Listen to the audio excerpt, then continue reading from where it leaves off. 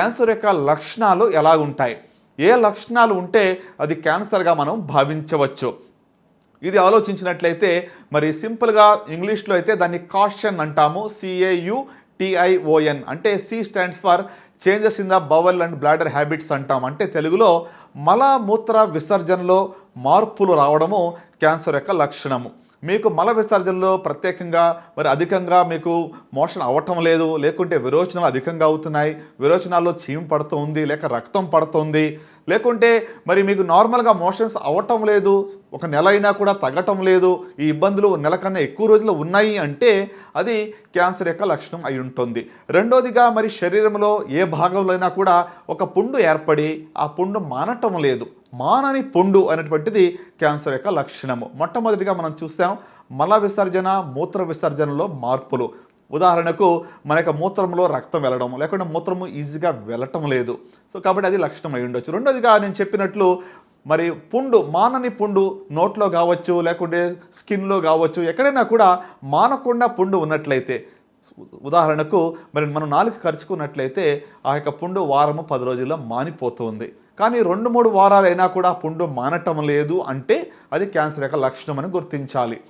అలాగనే మూడవదిగా మరి మనం చూసినట్లయితే శరీరంలో ఏ భాగంలో నుంచి అయినా కూడా అధికంగా రక్తస్రావము, లేకుంటే తెల్లబట్ట కానీ ఎర్రబట్ట కానీ అధికంగా అవుతున్నట్లయితే అది క్యాన్సర్ యొక్క లక్షణం అని మనం అనుకోవచ్చు. అలాగనే మరి మన యొక్క పుట్టుమచ్చలో ఇటీవల మార్పు వచ్చినట్లయితే, ఆ యొక్క మచ్చ పెరిగినట్లయితే, లేకుంటే అక్కడ ఏమైనా రక్తం కారినట్లయితే దాన్ని కూడా క్యాన్సర్ లక్షణంగా మనం భావించవచ్చు. తర్వాత మరి మనకు శరీరంలో క్రొత్తగా కణితులు ఏదైనా ఏర్పడ్డాయా అంటే రొమ్ములో కావచ్చు, మరి శరీరంలో ఏ భాగంలో అయినా కూడా క్రొత్తగా కణితులు ఏర్పడి పెరుగుతున్నట్లయితే, నొప్పి లేకపోవచ్చు అయినా కూడా ఇటీవల ఏర్పడిన కణితులు పెరుగుతూ ఉన్నట్లయితే మరి అది క్యాన్సర్ యొక్క లక్షణంగా మనం భావించవచ్చు. అలాగనే మానని దగ్గు, ఒక నెల అయింది దగ్గు తగ్గటం లేదు అంటే అది క్యాన్సర్ యొక్క లక్షణంగా మనం భావించవచ్చు. So change in bowel and bladder habits, a sore which does not heal, unusual bleeding or discharge, thickening or lump anywhere in the body, indigestion or difficulty in swallowing, obvious change in the birth mole or wart, and lastly nagging cough. So కాబట్టి ఈ లక్షణాలు గలవారు neglect చేయకుండా వెంటనే మీరు వైద్యుని సంప్రదించినట్లయితే ముందుగా కొన్ని పరీక్షలు చేసి జబ్బు ఉన్నదా లేదా అని నిర్ధారణ చేయడం జరుగుతుంది. ఈ లక్షణాల గురించి నేను చెప్పడానికి ఒక ముఖ్యమైన కారణం ఉంది.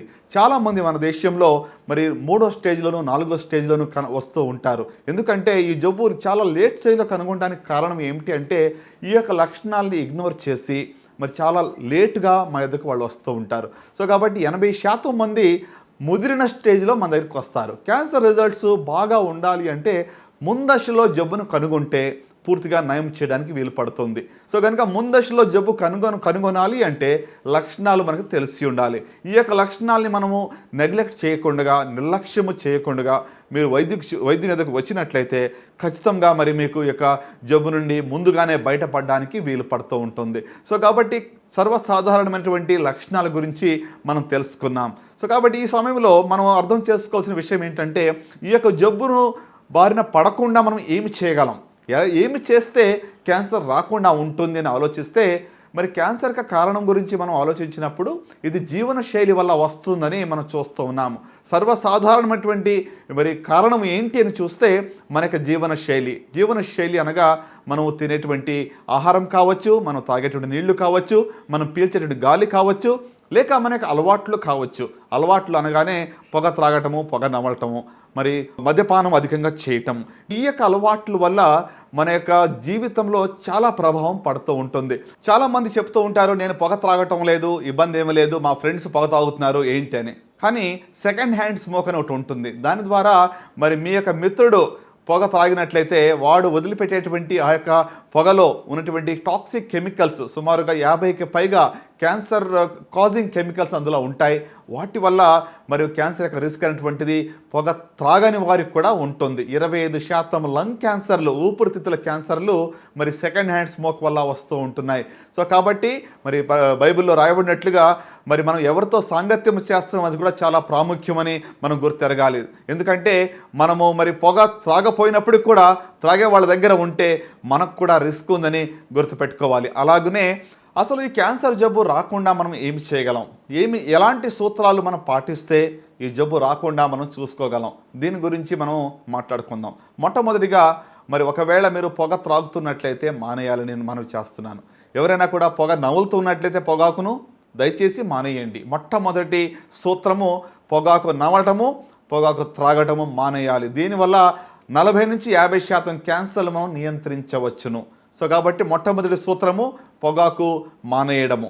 రెండవదిగా చూసినట్లయితే మరి మనం ఊబకాయం అనేటువంటి దానివల్ల క్యాన్సర్ యొక్క సంఖ్యలు పెరుగుతూ ఉన్నాయి. కాబట్టి మన యొక్క శరీరంలో నుండి బరువును బాగా కాపాడుకోవడం అనేది చాలా ప్రాముఖ్యము.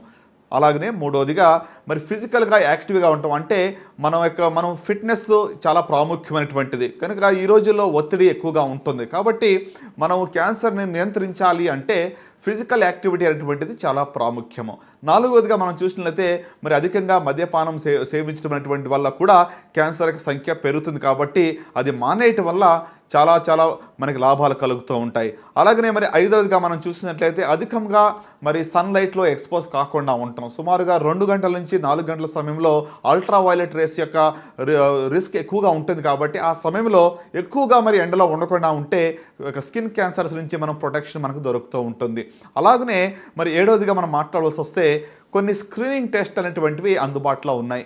అలాంటివి మనం చేయించుకున్నట్లయితే జబ్బు మనలో లేకపోయినప్పుడు కూడా, ఆ లక్షణాలు మనలో లేకపోయినప్పుడు కూడా ముందుగానే ఈ యొక్క జబ్బును కనుగొనటానికి వీలు పడుతూ ఉంటుంది. సో స్క్రీనింగ్ టెస్ట్స్ అని అంటాం. కొన్ని కామన్ క్యాన్సర్స్, ప్రత్యేకంగా రొమ్ము క్యాన్సర్ కావచ్చు, సర్వైకల్ క్యాన్సర్ కావచ్చు, కొలన్ క్యాన్సర్ కావచ్చు, ప్రోస్టేట్ క్యాన్సర్ కావచ్చు, లేకుంటే ఓరల్ క్యాన్సర్ కావచ్చు, వీటికి సంబంధించి కొన్ని సులువైన ఎంతో తక్కువ ఖరీదుతో కూడిన కొన్ని పరీక్షలు మనకు అందుబాటులో ఉన్నాయి. అవి చేయించుకున్నట్టు ద్వారా ఈ యొక్క జబ్బును మనం ముందుగానే కనుగొనటానికి వీలు పడుతుంది. వాటినే స్క్రీనింగ్ టెస్ట్ ఫర్ క్యాన్సర్ అని చెప్తూ ఉంటాం.